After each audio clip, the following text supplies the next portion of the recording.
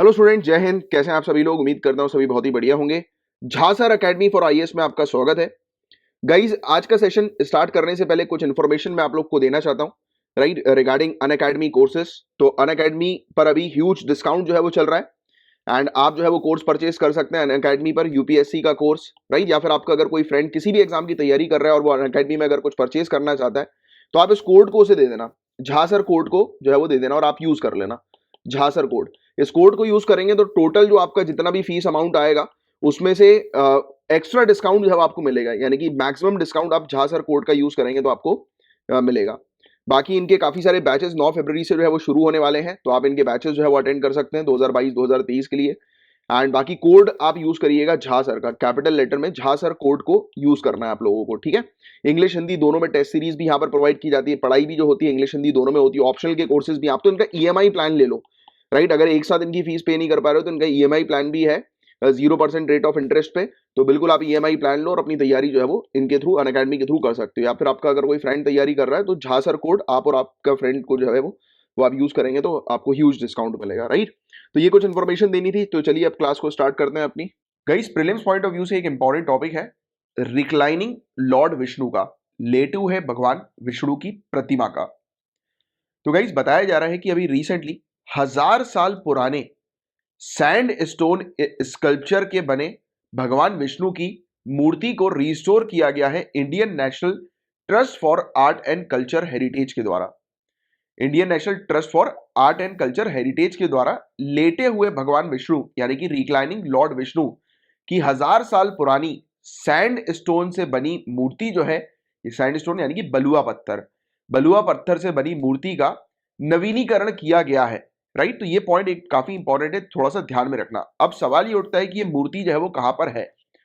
तो ये स्टैचू जो है ये बांधवगढ़ नेशनल पार्क जो मध्य प्रदेश में है वहां पर हम लोग को देखने को मिल रहा है। और आपको बता दें कि ये पहला कंजर्वेशन और रिस्टोरेशन प्रोजेक्ट है जो कि इनटेक के द्वारा लिया गया मध्य प्रदेश के अंदर। इनटेक यानी कि यही जिसके बारे में अभी हम लोग ने चर्चा करी, Indian national trust for art and culture heritage, जिसको इनटेक बोलते हैं, INTACH।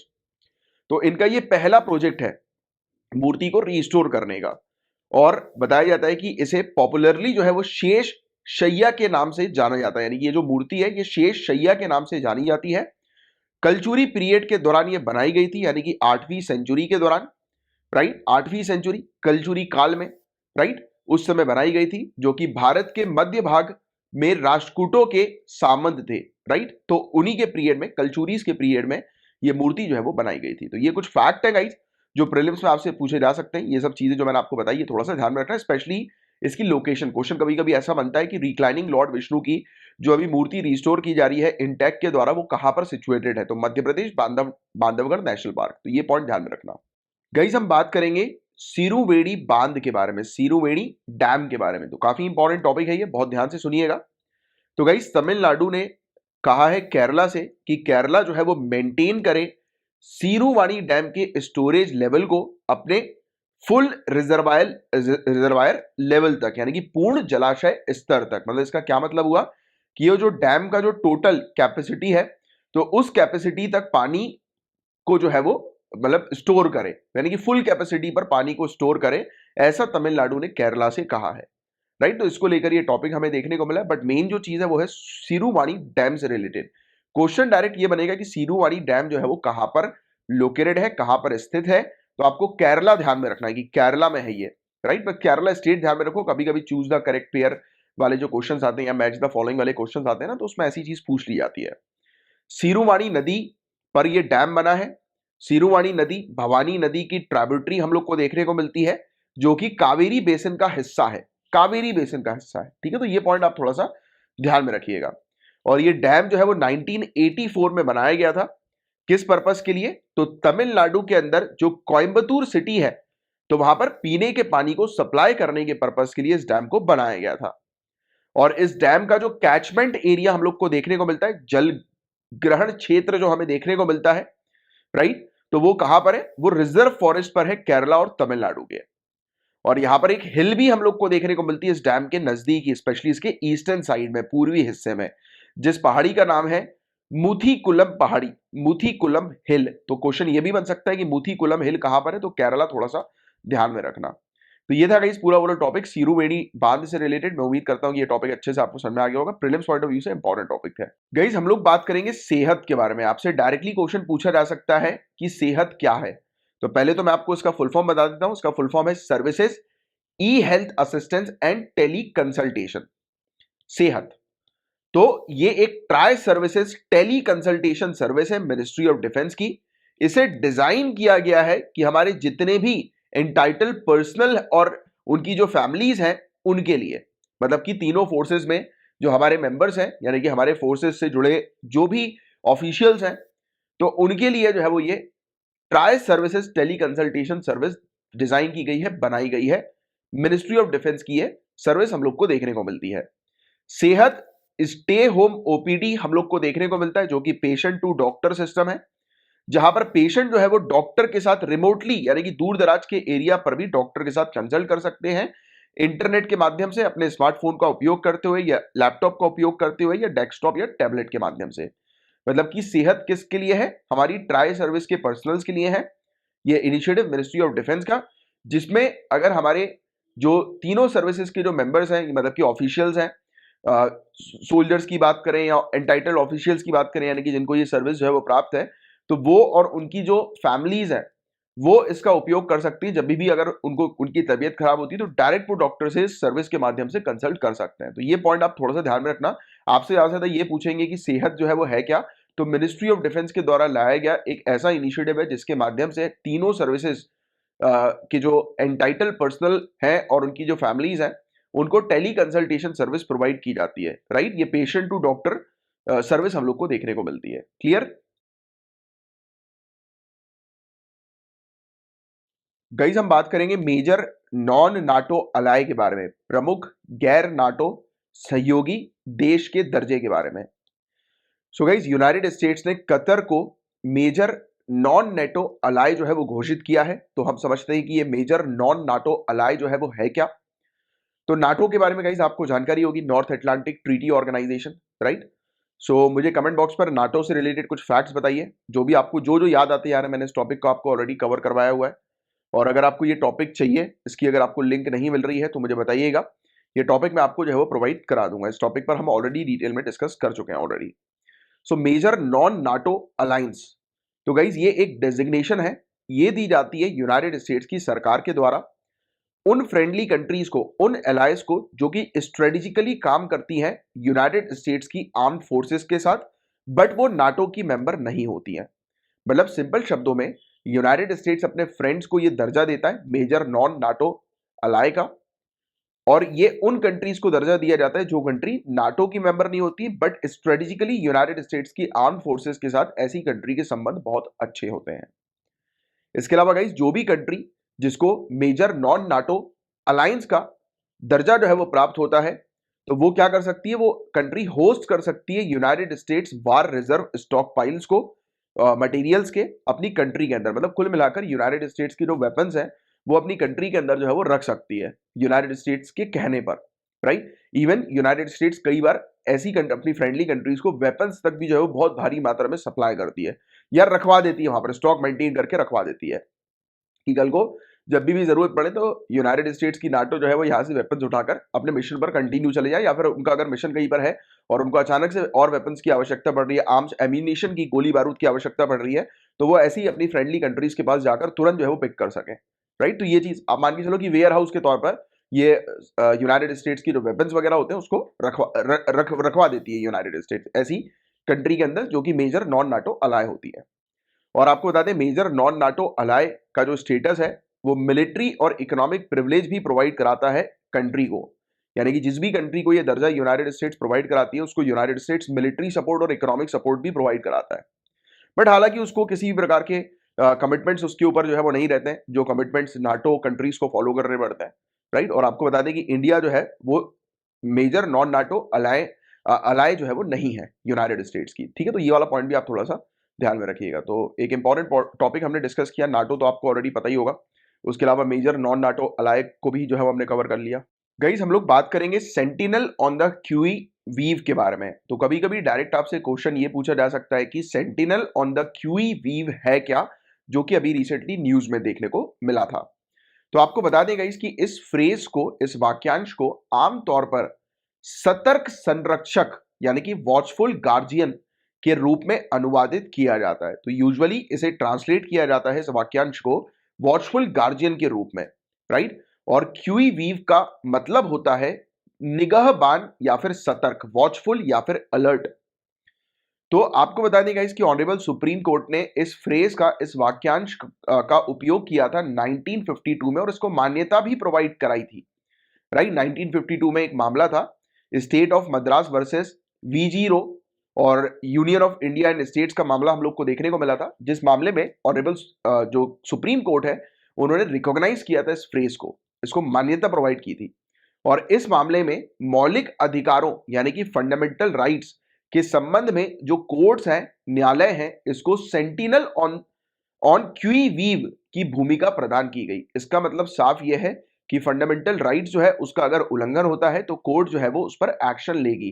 तो कोर्ट जो है वो देखेगी कि कहीं फंडामेंटल राइट्स का उल्लंघन हो रहा है कि नहीं हो रहा है। तो कोर्ट के इस पर्टिकुलर एक्शन के लिए ये फ्रेज जो है वो उपयोग किया जाता है कि कोर्ट जो है वो देखती है, वॉचफुल गार्जियन है, राइट। क्लियर होगी बात। तो ये था एक छोटी सी चीज जो आपको बतानी थी, कभी कभी इस प्रकार की चीज प्रीलिम्स में आ जाती है। गाइस हम लोग बात करेंगे उइगुर के बारे में, उइगुर मुस्लिम्स के बारे में। उइगुर के बारे में आपको वैसे तो आइडिया होगा, इतने समय से लगभग 1-1.5 साल से ये टॉपिक लगातार बार बार न्यूज में हमें देखने को मिल रहा है। 1-1.5 साल भी मैं कम ही बोल रहा हूँ, मेरे ख्याल से 2-3 साल से ये लगातार बार बार कुछ कुछ महीनों में न्यूज में आ ही रहा है कहीं ना कहीं से।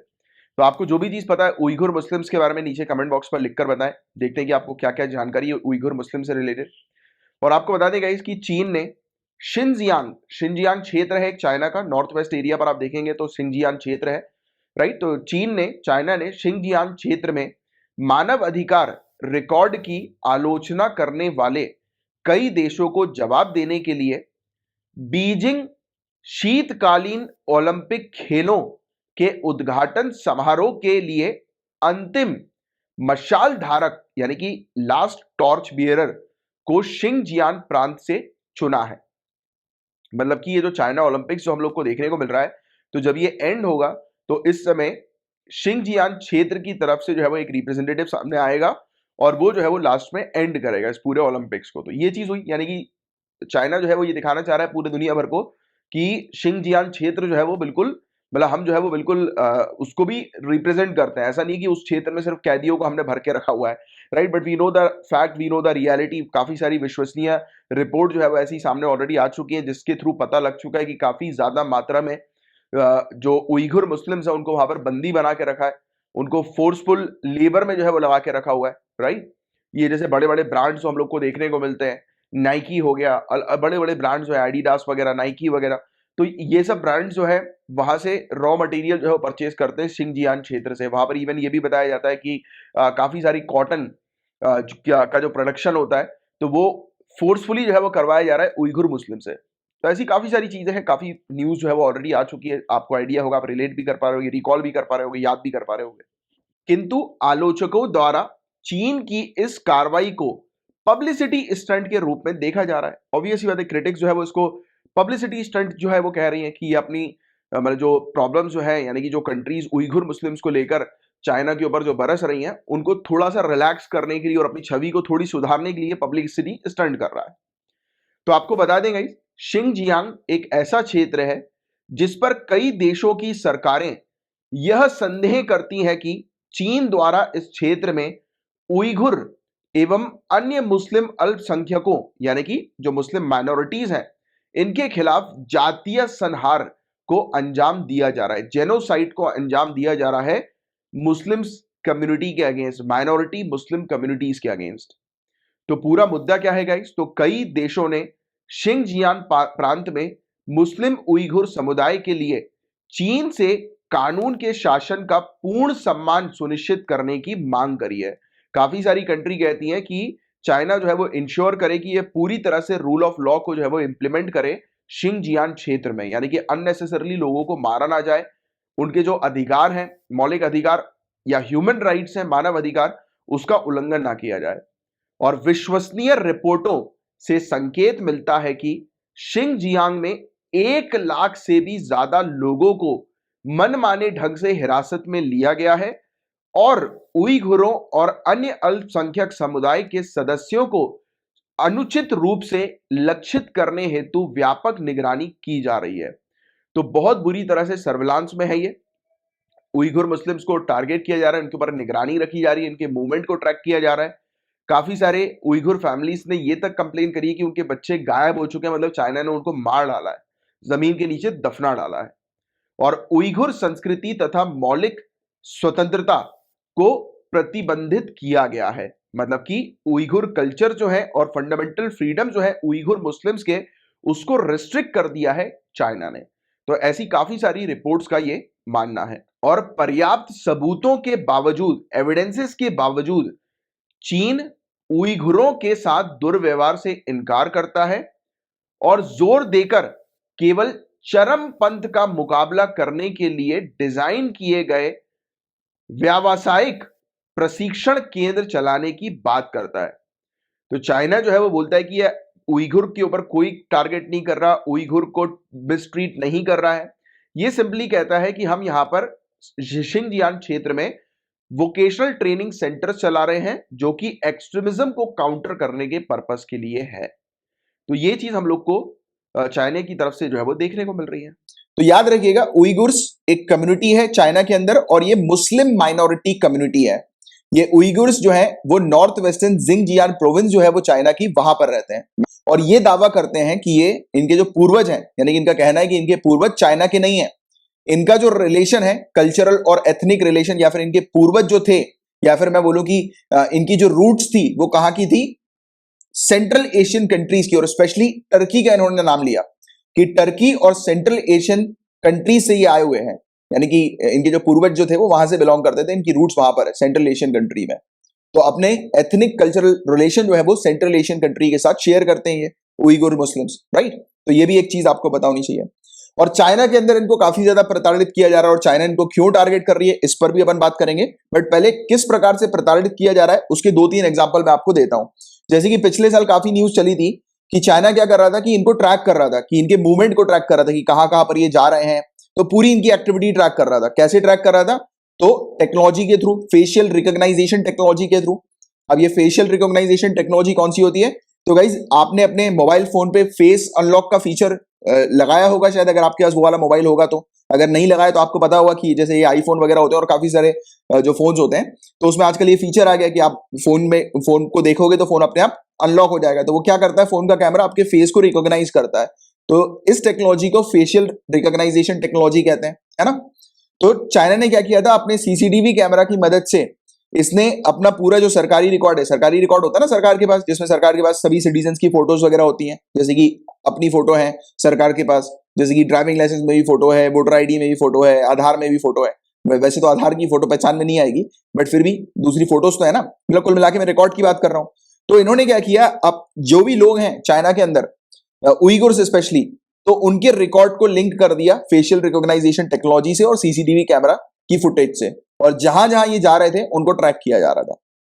तो ये एक चीज हो रही थी, यानी कि उनकी प्रिवेसी पे, मूवमेंट पे जो है वो, यानी कि जो अधिकार होते हैं ना कि आप कहीं पर भी फ्रीली मूव कर सकते हो, तो वो सब जो है वो रेस्ट्रिक्ट कर दिए गए थे। एक प्रकार से रेस्ट्रिक्शन ही है, लोगों की प्रिवेसी पे खतरा है।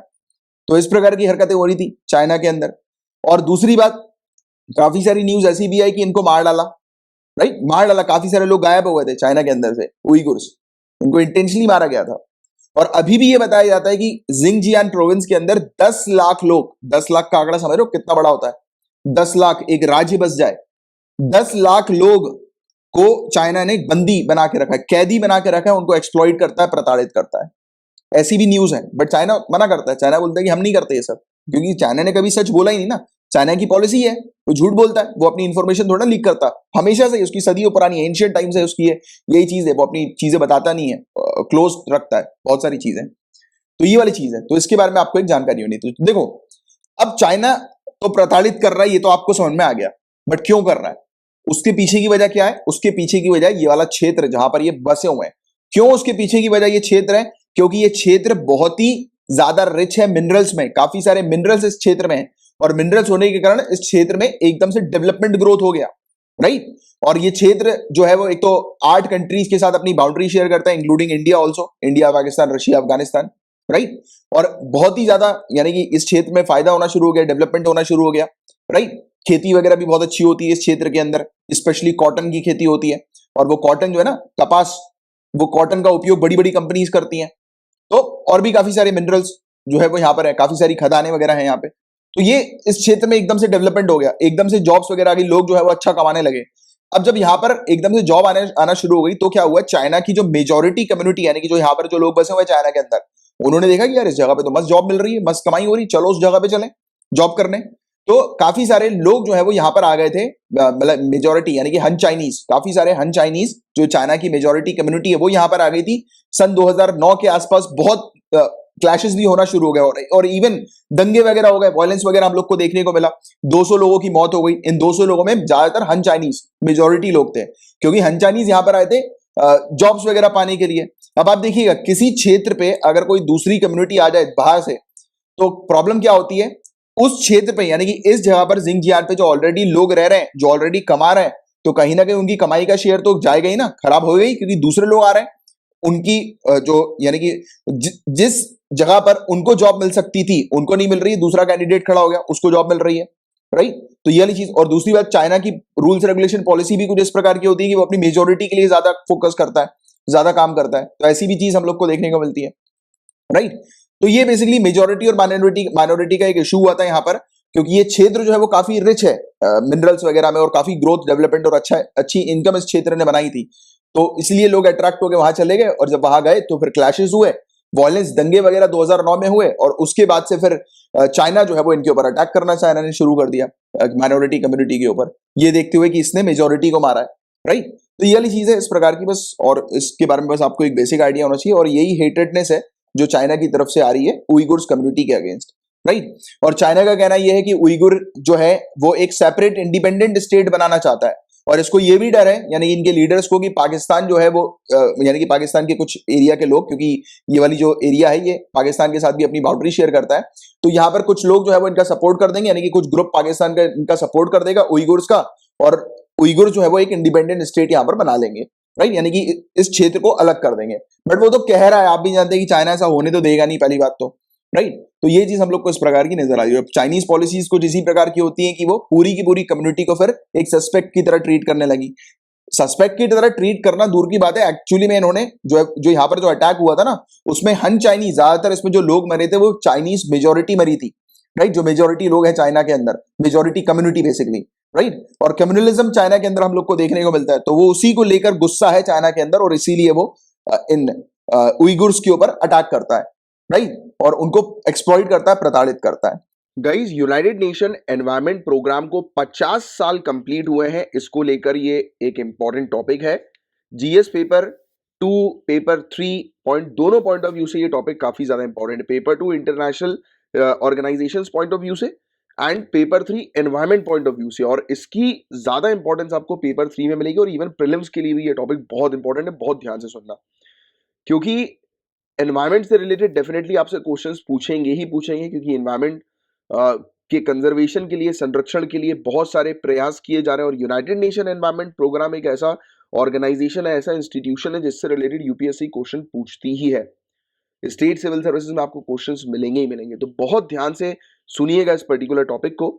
तो यूनाइटेड नेशन एनवायरमेंट प्रोग्राम को 50 साल कंप्लीट हुए हैं 2022 में, तो इसी के बारे में हम लोग चर्चा करेंगे, यूनाइटेड नेशन एनवायरमेंट प्रोग्राम के बारे में। तो 1972 में इसका गठन हुआ था। United nation conference on human environment जब हुई थी, तो उसके बाद यानी कि मानव पर्यावरण पर संयुक्त राष्ट्र के ऐतिहासिक सम्मेलन के बाद 1972 में यूनाइटेड नेशन एनवायरमेंट प्रोग्राम का गठन हुआ। अब यूनाइटेड नेशन एनवायरमेंट प्रोग्राम करती क्या है, तो 3 चीजें इंपॉर्टेंट है जो आपको ध्यान में रखना है। पहली चीज ये करती है पर्यावरण की स्थिति की निगरानी, मॉनिटर करती है कि एनवायरमेंट का क्या स्टेट है, पहला पॉइंट।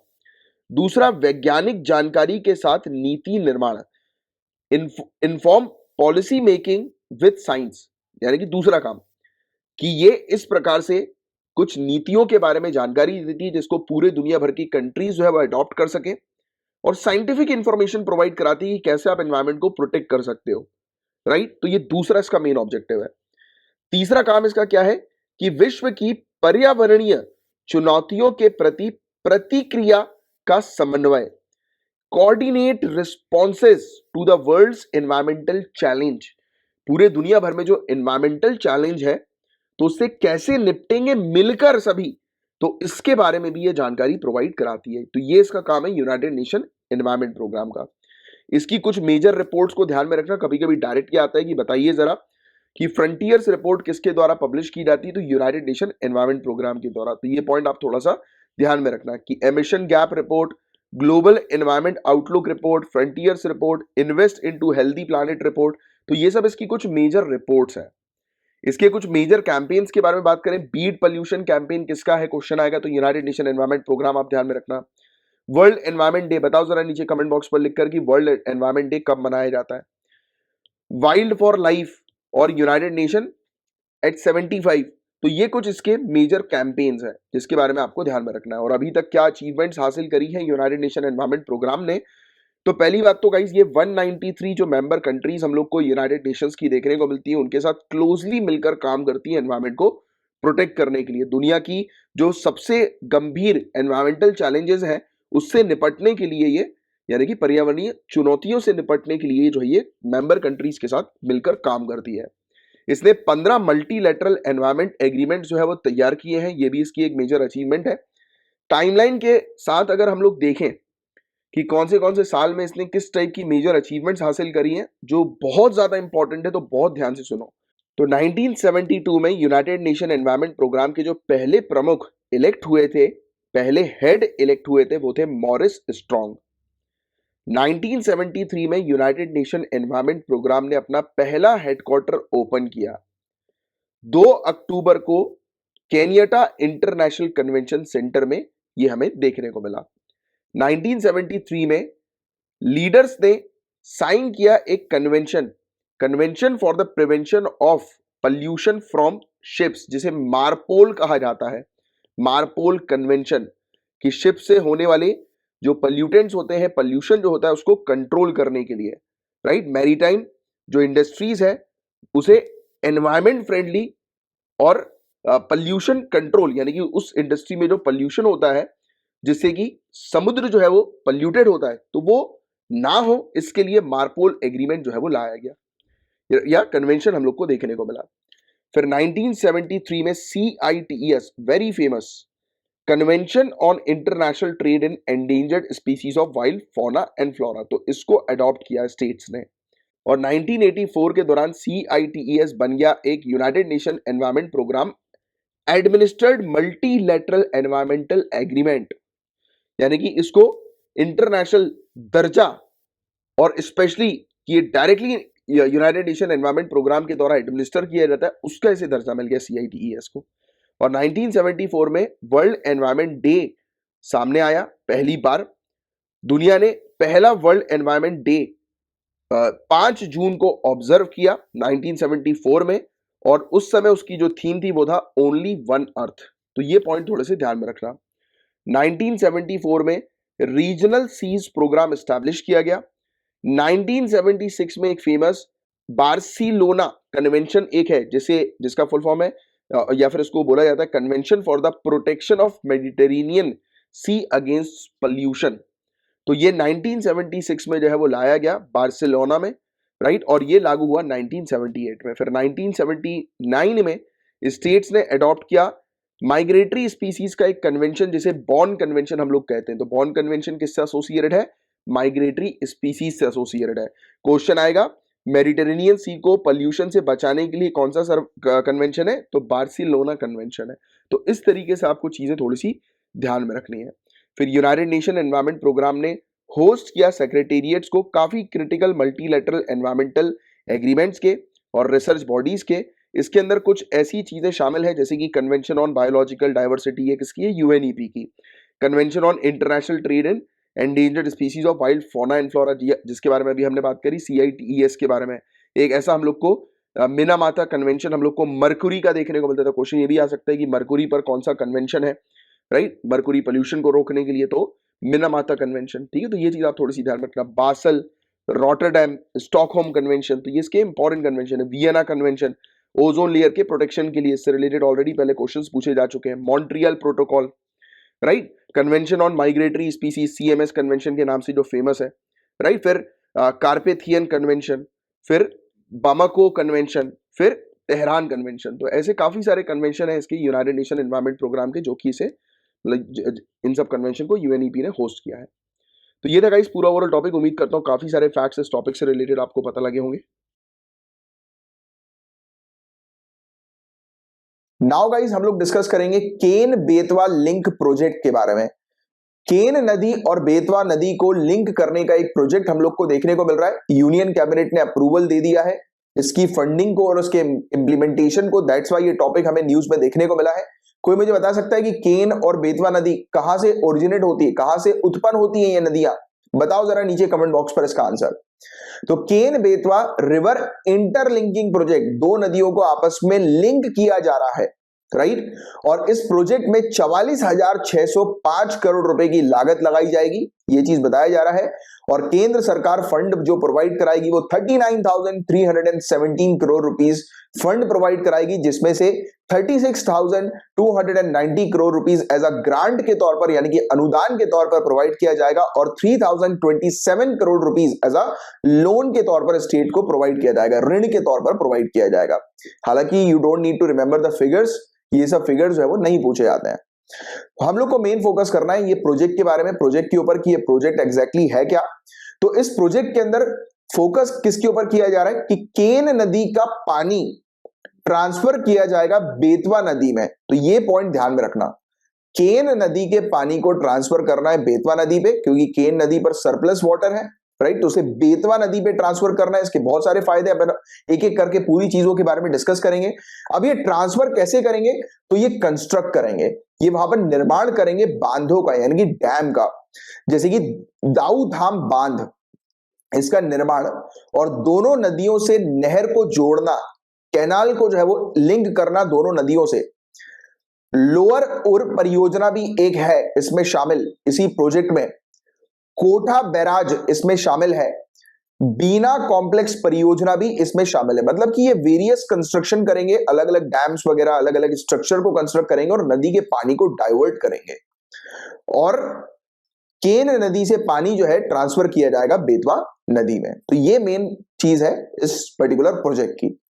और ये प्रोजेक्ट जो है गाइस बताया जा रहा है कि जैसे ये शुरू होगा तो 8 इयर्स में जो है ये ऑलमोस्ट प्रोजेक्ट जो है वो कंप्लीट होगा, ऐसा भी प्रपोजल रखा गया है, राइट। इस प्रोजेक्ट का क्या महत्व है? तो इस प्रोजेक्ट के माध्यम से हर साल सिंचाई होगी 10.62 लाख हेक्टेयर के एरिया के ऊपर, 10.62 लाख हेक्टेयर के एरिया पर हमें देखने को मिलेगा कि सिंचाई होगी।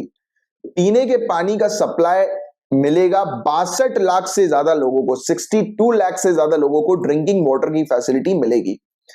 इवन इसमें हाइड्रो पावर भी जनरेट होगी, राइट।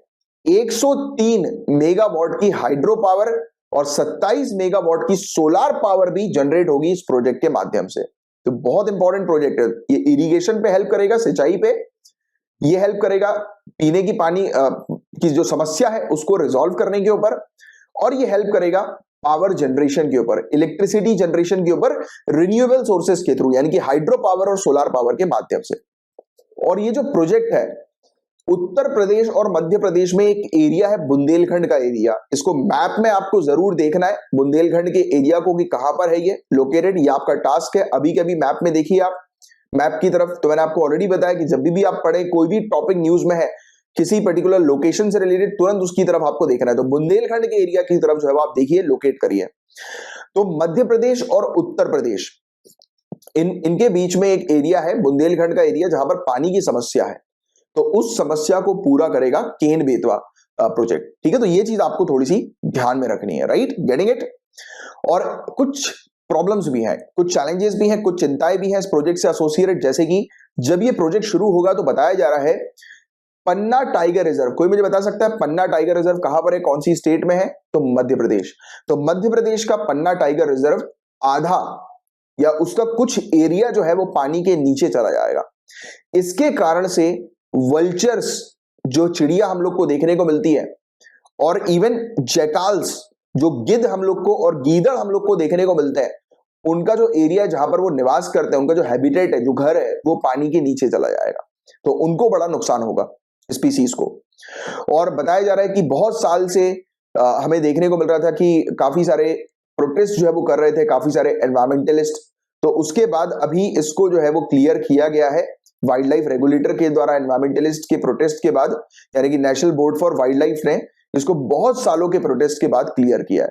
अब मैं इस टॉपिक को कंक्लूड करते हुए बस एक चीज आपको बताना चाहूंगा कि इंटर रिवर लिंकिंग प्रोजेक्ट जो हम लोग को देखने को मिलता है, आपस में नदियों को जो लिंक किया जाता है, ऐसे जो प्रोजेक्ट्स होते हैं, इन प्रोजेक्ट में सबसे पहला प्रोजेक्ट यही है, केन बेतवा वाला प्रोजेक्ट। और ऐसे प्रोजेक्ट्स में क्या बेनिफिट मिलता है, तो वाटर और फूड सिक्योरिटी बढ़ जाती है, पानी की समस्या रिजॉल्व होती है। पानी की समस्या रिजॉल्व होगी तो क्या होगा, एग्रीकल्चर बूस्ट होगा, एग्रीकल्चर बढ़ेगा, एग्रीकल्चर बढ़ेगा तो फूड सिक्योरिटी एनहांस हो जाएगी, लोगों तक खाने की प्रॉब्लम जो है वो रिजॉल्व होगी एग्रीकल्चर के माध्यम से, है ना। डिजास्टर मिटिगेशन, आपदा न्यूनीकरण भी इन प्रोजेक्ट से जो है वो होता है, राइट। काफी सारी जगहों पर आपदा, मतलब अगर हम बात करें ड्रॉट की भी, सूखे की भी, तो वो भी एक आपदा है, राइट। और फ्लड की भी अगर बात करें, राइट, जैसे कि कहीं पर सरप्लस वाटर है, ज्यादा पानी है, तो उसके कारण लगातार बाढ़ आ रही है, तो आप उसके पानी को डाइवर्ट कर रहे हो, राइट। तो ये भी तो एक प्रकार से आप दोनों जो डिजास्टर्स हैं, कौन से, बाढ़ यानी कि फ्लड और सूखा यानी कि ड्रॉट, इन दोनों डिजास्टर को आप रिड्यूस कर रहे हो, कम कर रहे हो, राइट। और इसमें अब नदी के माध्यम से आप ट्रांसपोर्टेशन भी कर सकते हो, राइट। आप वेरियस स्टीमर के थ्रू, या शिप तो नहीं कहोगे आप एग्जैक्टली, आप कह सकते हो एक वेसल, आप वेसल कह सकते हो, एक वेसल के माध्यम से जो है वो यानी कि ट्रांसपोर्ट कर सकते हो, सामान को एक लोकेशन से दूसरी लोकेशन तक ले जा सकते हो, राइट। वैसे शिप भी ठीक है, शिप भी चलेगी अगर बड़ी नदी है तो, right, but ship exactly use मत किया करो, रिवर वगैरह के लिए वेसल्स शब्द यूज करना ठीक रहता है, राइट। अब कुछ फैक्ट मैं आपको बताता हूं, केन और बेतवा नदी दोनों ही मध्य प्रदेश से ओरिजिनेट होती हैं, और ये यमुना नदी की ट्रिब्यूटरीज हैं, राइट। और केन यमुना से आकर मिलती है उत्तर प्रदेश की बंदा डिस्ट्रिक्ट में, और केन बेतवा से आकर मिलती है हमीरपुर डिस्ट्रिक्ट जो उत्तर प्रदेश के अंदर है वहां पे, राइट। तो ये केन और बेतवा नदी का जो संगम होता है और यमुना नदी का जो संगम होता है, ये उत्तर प्रदेश में होता है, बट ये दोनों नदी केन और बेतवा ओरिजिनेट होती है कहां से, मध्य प्रदेश से। राजघाट, परीचा, माता टीला, ये सब डैम्स है जो कि बेतवा नदी पर बनाए गए हैं। कभी कभी डैम से रिलेटेड भी डायरेक्ट क्वेश्चंस आ जाते हैं।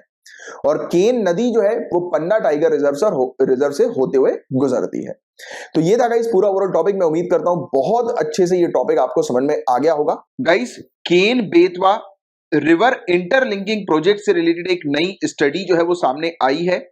एक नए अध्ययन के अनुसार ये बताया जा रहा है कि जैसे ये प्रोजेक्ट अब शुरू होगा तो इसके बाद पन्ना टाइगर रिजर्व जो मध्य प्रदेश के अंदर है उसका एक भारी एरिया, ज्यादा एरिया पानी के नीचे चला जाएगा।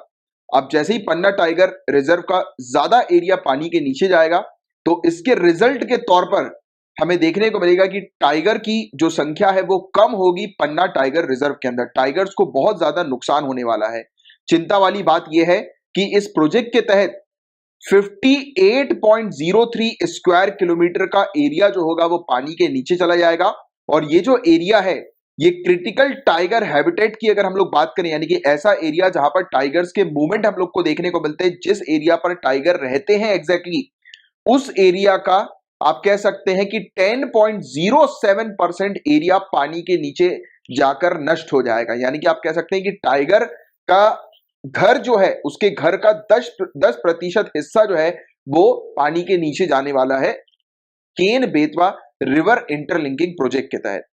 और इससे बताया जा रहा है कि जैसे कि अब देखिए होता क्या है कि कुछ एरियाज ऐसे भी हैं जहां पर टाइगर्स जो होते हैं वो एक जगह से दूसरी जगह पर जाते हैं, यानी कि उनका जो हैबिटेट है, उनके जो क्षेत्र है जहां पर वो रोम करते हैं, घूमते हैं, तो वो अलग अलग जगह पर भी हैं। तो अगर सभी ऐसी जगह जो कि डैमेज हो रही हैं, जो टाइगर हैबिटेट एरिया में आती हैं, तो वो टोटल 105.23 स्क्वायर किलोमीटर की, यानी कि सिंपल और सरल शब्दों में आप ये मान के चलो कि Ken Betwa river interlinking project के तहत एक बहुत ज्यादा एरिया मध्य प्रदेश के अंदर पन्ना टाइगर रिजर्व का पानी के नीचे जाएगा, जिससे डायरेक्टली नुकसान जो है वो टाइगर्स को होगा। और टाइगर्स के अलावा और भी काफी सारी स्पीसीज हैं, जानवर हैं, जैसे कि सांभर, चीतल, जंगली सुअर, नीलगाय, जो कि इस क्षेत्र में रहते हैं। और ये सब जो जानवर हैं वो टाइगर के खाना है, राइट, टाइगर के शिकार हैं। तो इन जानवर को भी नुकसान होगा। मतलब कुल मिलाकर टाइगर का सिर्फ घर ही का नुकसान नहीं हो रहा है, उसके जिस क्षेत्र में वो घूमता है सिर्फ उसी का नुकसान नहीं हो रहा है, बल्कि उसके खाने का भी नुकसान हो रहा है। यानी कि उसके शिकार भी जो होंगे वो भी कम हो जाएंगे, और जब शिकार कम होंगे तो ऑब्वियस सी बात है कि शिकारी जीवित कैसे रह पाएगा बिना खाए। तो ये एक बड़ी प्रॉब्लम जो है वो सामने आ रही है, एक स्टडी के थ्रू ये पता लगा है। और अपडेट ये है कि टोटल एरिया जो इस प्रोजेक्ट के तहत पानी के नीचे जाने वाला है वो है 86.50 स्क्वायर किलोमीटर का एरिया, जिसमें से 57.21 स्क्वायर किलोमीटर का एरिया पन्ना टाइगर रिजर्व के अंदर आता है, जो कि टोटल पन्ना टाइगर रिजर्व का 65.50% एरिया है जो कि पानी के नीचे चला जाएगा। ये एक बड़ी चिंता वाली बात एक स्टडी के थ्रू सामने आई है। तो ये था एक बेसिक सा छोटा सा अपडेट। और गाइस, हालांकि यूनियन कैबिनेट ने 44,605 करोड़ के केन बेतवा लिंक प्रोजेक्ट को मंजूरी जो है वो ऑलरेडी दिलवा दी है, क्लियरेंस जो है वो दे दिया है, अप्रूवल जो है वो दे दिया है कि 8 सालों में ये प्रोजेक्ट कंप्लीट हो जाएगा। बट इस प्रोजेक्ट को अभी भी काफ़ी सारी जगहों से, काफ़ी सारे एरिया से क्लियरेंस प्राप्त नहीं हुआ है काम शुरू करने के लिए। यानी कि अलग अलग सेक्टर्स, अलग अलग मिनिस्ट्री ने क्लियरेंस जो है वो नहीं दिया है इस प्रोजेक्ट को, और यही इस प्रोजेक्ट के बीच में एक बड़ी, यानी कि इस प्रोजेक्ट के सामने एक बड़ी बाधा बन रहा है, क्लियरेंसेस का अप्रूवल ना होना। तो ये था गाइस पूरा वाला टॉपिक। उम्मीद करता हूं अच्छे से आपको ये टॉपिक समझ में आ गया होगा। गाइस, हम लोग बात करेंगे पोला वट्टा मछली के बारे में। पोला वट्टा क्या है? तो एक मछली है, ये सिंपल सी चीज ध्यान में रखना। Central marine fisheries research institute ने आइडेंटिफाई करी है एक नई प्रजाति मछली की, वट्टा कैरंगिड। कैरंगिड ये स्पीसीज हम लोग को मछली की देखने को मिल रही है, जो कि इंडियन कोस्ट, भारतीय तट से जो है वो मिली है, यानी कि भारतीय तट पर इसकी पहचान की गई है। लोकली इसे पोला वट्टा जो है वो कहा जाता है। ये मछली क्वीन फिश ग्रुप की हम लोग को देखने को मिलती है, क्वीन फिश ग्रुप। और ये हमारी कंट्री का जो पूरा जो तट वाला एरिया है, कोस्टल एरिया है, सभी जगह पर ये मछली जो है वो पाई जाती है, पोला वट्टा मछली। क्वेश्चन कभी कभी ये भी बन सकता है पोला वट्टा क्या है? तो एक मछली की प्रजाति है जो कि अब ये आइडेंटिफाई की गई है। ये सिंपल सी चीज ध्यान में रखना। गाइस, हम लोग बात करेंगे एक्सपोर्ट इंपोर्ट बैंक के बारे में। भारतीय निर्यात आयात बैंक के बारे में हम लोग डिस्कस करेंगे। काफी इंपॉर्टेंट टॉपिक है, और ये टॉपिक अभी न्यूज में इसलिए आया क्योंकि एग्जिम बैंक ने 500 मिलियन यूएस डॉलर की एक लाइन ऑफ क्रेडिट एक्सटेंड करी है श्रीलंका को। यानी कि श्रीलंका को 500 मिलियन यूएस डॉलर का एक सॉफ्ट लोन प्रोवाइड किया जा रहा है एग्जिम बैंक के द्वारा, कि जिससे कि श्रीलंका जो है वो पेट्रोलियम प्रोडक्ट परचेज कर सके। तो ये एक चीज थी जिसके कारण एग्जिम बैंक हम लोग को न्यूज में देखने को मिला था। बट हमारा जो मेन टॉपिक है वो है एग्जिम बैंक से रिलेटेड कुछ इंफॉर्मेशन गैदर कर रहा। तो एग्जिम बैंक को स्टैब्लिश किया गया है export import bank of India act 1981 के तहत। ये पूरी तरह से government of India owned bank है, यानी कि पूरी तरह से गवर्नमेंट ऑफ इंडिया की ये बैंक है, कंप्लीटली सरकारी बैंक है एक्सपोर्ट इंपोर्ट बैंक।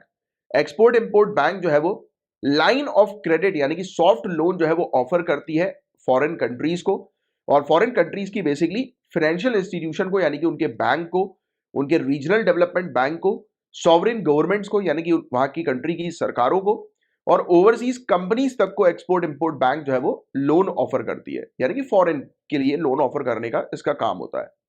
राइट? किस पर्पस के लिए लोन ऑफर करती है? कि जिससे कि जो बायर्स हैं, जो खरीदार हम लोग को देखने को मिलते हैं, वो इंपोर्ट करा सकें डेवलपमेंटल और इंफ्रास्ट्रक्चर प्रोजेक्ट्स को, इक्विपमेंट्स को, गुड्स को, सर्विसेज को इंडिया से।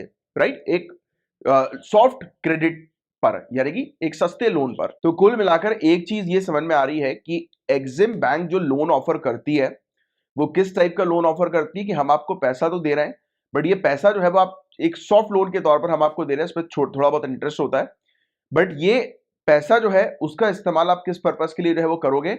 हमसे गुड्स को, हमसे सामान को परचेज करने के पर्पस के लिए आप कर सकते हो। यानी कि हमारे दो इसमें ऑब्जेक्टिव फुलफिल हो रहे हैं। एक तो एक कंट्री को हम लोन देकर उसके साथ रिलेशनशिप बिल्डअप कर रहे हैं, फर्स्ट पॉइंट। एंड दूसरा पॉइंट ये सामने आ रहा है कि हम उसकी कंट्री के ग्रोथ और डेवलपमेंट पे तो काम कर ही रहे हैं, बट हम अपने एक्सपोर्ट को भी इंक्रीज कर रहे हैं, क्योंकि हम उस कंट्री को अगर गुड्स देंगे, सर्विसेज प्रोवाइड कराएंगे, तो हमारा एक्सपोर्ट बढ़ेगा ना। इससे अल्टीमेटली हमारी इकोनॉमी को ही फायदा होता है। तो ये विन विन सिचुएशन होती है एक प्रकार की। राइट? तो ये चीज आप थोड़ी सी ध्यान में रखिएगा। और एक्सपोर्ट इंपोर्ट बैंक एक बहुत ही महत्वपूर्ण रोल प्ले करता है इंडिया के इंटरनेशनल ट्रेड और इन्वेस्टमेंट को प्रमोट करने के लिए, जो कि मैंने आपको भी समझाया। ऑल्सो अब इंडिया अपने इनोवेटिव और विजनरी वर्क कल्चर के माध्यम से इंडिया के लिए अपॉर्चुनिटीज भी अवेलेबल कराता है। भारत के लिए उपलब्ध संभावनाओं और अवसरों का लाभ प्रदान करती है एक्सपोर्ट इंपोर्ट बैंक, राइट। और इसका मेन ऑब्जेक्टिव यह है कि फाइनेंशियल असिस्टेंस यानी कि फाइनेंशियली हेल्प करना एक्सपोर्टर्स और इंपोर्टर्स को, और प्रमोट करना हमारी कंट्री के इंटरनेशनल ट्रेड को। तो मैं उम्मीद करता हूं कि ये टॉपिक आपको अच्छे से समझ में आ गया होगा एक्सपोर्ट इंपोर्ट बैंक का, राइट। गाइस, हम लोग डिस्कस करेंगे वर्ल्ड वेटलैंड डे के बारे में। तो काफी सारे इंपॉर्टेंट पॉइंट्स है वेटलैंड से जुड़े, क्योंकि वेटलैंड एक ऐसा टॉपिक है गाइस जो कि जीएस पेपर 3 के अंदर आपसे पूछा जा सकता है। बहुत इंपॉर्टेंट टॉपिक है, इससे रिलेटेड क्वेश्चन प्रीलिम्स में भी आते हैं और मेंस में तो डेफिनेटली आते ही हैं। तो आपकी बहुत अच्छे से अंडरस्टैंडिंग में डेवलप करूंगा वेटलैंड से रिलेटेड। बहुत ध्यान से इस टॉपिक को सुनिएगा, समझिएगा। सो गाइस, सबसे पहली चीज तो वर्ल्ड वेटलैंड डे जो है वो कब ऑब्जर्व किया जाता है? तो हर साल 2 फरवरी को ऑब्जर्व किया जाता है, 2 फरवरी। अब क्यों 2 फरवरी को वर्ल्ड वेटलैंड डे ऑब्जर्व करते हैं? तो दिन था 2 फरवरी 2 फरवरी 1971 का। तो ये ईयर भी थोड़ा सा याद रखना। इस दिन पर ईरान के अंदर रामसर में एक रामसर कन्वेंशन साइन हुआ। कभी कभी ये भी क्वेश्चन बनता है कि रामसर कन्वेंशन किससे रिलेटेड है? Choose the correct pair match the following वाले जो क्वेश्चंस आते हैं ना, तो उसमें ऐसी चीज पूछी जाती है। तो आपको ध्यान में रखना है वेटलैंड से रिलेटेड या वेटलैंड कंजर्वेशन से रिलेटेड, कि वेटलैंड के संरक्षण से रिलेटेड, आर्द्र भूमि के संरक्षण से रिलेटेड है ये रामसर कन्वेंशन। तो ये पॉइंट बहुत अच्छे से आपको ध्यान में रखना है। रामसर समझौता किससे रिलेटेड है? तो आपको ध्यान में रखना है कि ये वेटलैंड आर्द्र भूमि के संरक्षण से रिलेटेड है, राइट। क्योंकि इसी दिन 2 फरवरी 1971 को ईरान के अंदर रामसर में convention on wetlands of international importance sign किया गया। आर्द्र भूमियों पर रामसर अभी समय जो है वो उस पर हस्ताक्षर हुए, राइट। तो ये पॉइंट आपको ध्यान में रखना है। इसीलिए 2 फरवरी को हर साल ये वर्ल्ड वेटलैंड डे ऑब्जर्व किया जाता है। और आपको बता देगा कि आज की डेट में वेटलैंड जो है वो किन किन कन्वेंशन के तहत जो है वो प्रोटेक्टेड है, या किन किन कन्वेंशन के थ्रू वेटलैंड को प्रोटेक्शन दी जाती है। तो रामसर कन्वेंशन ऑन वेटलैंड, जिसके बारे में मैंने आपको एक छोटा सा भी आइडिया दिया। इसके अलावा UNESCO man and biosphere programme एक ये है। इसके अलावा और भी काफी सारे इंटरनेशनल प्रोग्राम्स है, कन्वेंशन है, जिसके माध्यम से वेटलैंड को प्रोटेक्शन प्राप्त है, वेटलैंड का संरक्षण हम लोग को देखने को मिलता है, राइट। अभी यार मैं माफी चाहूंगा, थोड़ा सा मेरा गला खराब है, तो थोड़ा सा एडजस्ट जो है वो कर लेना। एंड ये 3-4 दिन से जो है वो काफी ज्यादा गला खराब हो गया है, बट कुछ क्लासेस के बाद ठीक हो जाएगा, राइट। इसलिए थोड़ी सी क्लासेस जो है वो अभी डिले हो रही है, क्योंकि बहुत ज्यादा आवाज ही निकलने में जो है वो प्रॉब्लम हो रही थी, राइट। बट फिर भी मैंने सोचा कि नहीं, आप लोग के लिए जो है वो थोड़ा सा मैं रेस्ट किया, बट फिर भी ठीक नहीं हुआ। बट ये एग्जाम सिविल सर्विसेज का आपके लिए काफी इंपॉर्टेंट एग्जाम है, तो मैंने फिर भी सोचा कि यार गला खराब है, बट फिर भी मैं आपको जो है प्रोवाइड कराऊंगा, जिससे कि एटलीस्ट आपकी अंडरस्टैंडिंग टॉपिक से रिलेटेड डेवलप होती जाए लगातार, राइट। तो यहां तक आप जो है वो समझ गए हो ना कि वेटलैंड जो है वो उसको प्रोटेक्शन जो है वो किन किन कन्वेंशन के थ्रू प्राप्त है। इसके अलावा वर्ल्ड वेटलैंड डे 2022 की सिग्निफिकेंस क्या है? विश्व आर्द्र भूमि दिवस 2022 का महत्व क्या है? तो देखो गाइस, इस बार जो वर्ल्ड वेटलैंड डे ऑब्जर्व किया गया, ये पहली बार ऐसा हुआ है कि इस दिन को यूनाइटेड नेशन इंटरनेशनल डे के तौर पर भी ऑब्जर्व किया गया है। मतलब कि 2 फरवरी जो है वो यूनाइटेड नेशन इंटरनेशनल डे के तौर पर भी, संयुक्त राष्ट्र अंतरराष्ट्रीय दिवस के तौर पर भी हमें देखने को मिल रहा है। तो ये पॉइंट बहुत इंपॉर्टेंट है। साथ ही साथ 2022 की वर्ल्ड वेटलैंड डे की थीम क्या है? तो wetlands action for people and nature, English में ही ये थीम ध्यान में रखनी है, wetlands action for people and nature. तो ये पॉइंट आप ध्यान में रखिएगा। इसके अलावा वेटलैंड्स होते क्या है, इस पर अगर हम बात करें गाइस, तो वेटलैंड्स हमें कहां पर मिलते हैं? उस जगह पर जिस जगह पर जमीन यानी कि लैंड और वाटर बॉडी आपस में मीट करती है, आपस में एक मिलन होता है उनका। मतलब कि जलीय निकाय और स्थल क्षेत्र के मिलन वाली जगहों पर आर्द्र भूमियां पाई जाती है। डायरेक्ट क्वेश्चन बनेगा वेटलैंड कहां पर पाए जाते हैं? याद रखना, जिस जगह पर आपको पानी दिखाई देगा और जिस जगह पर आपको जमीन दिखाई देगी, तो वो जो संगम वाला एरिया जहां पर जमीन और पानी एक ही जगह पर हम लोग को देखने को मिलता है, मतलब वो दलदली वाला एरिया, दलदल टाइप का एरिया, तो वो वेटलैंड वाला एरिया होता है।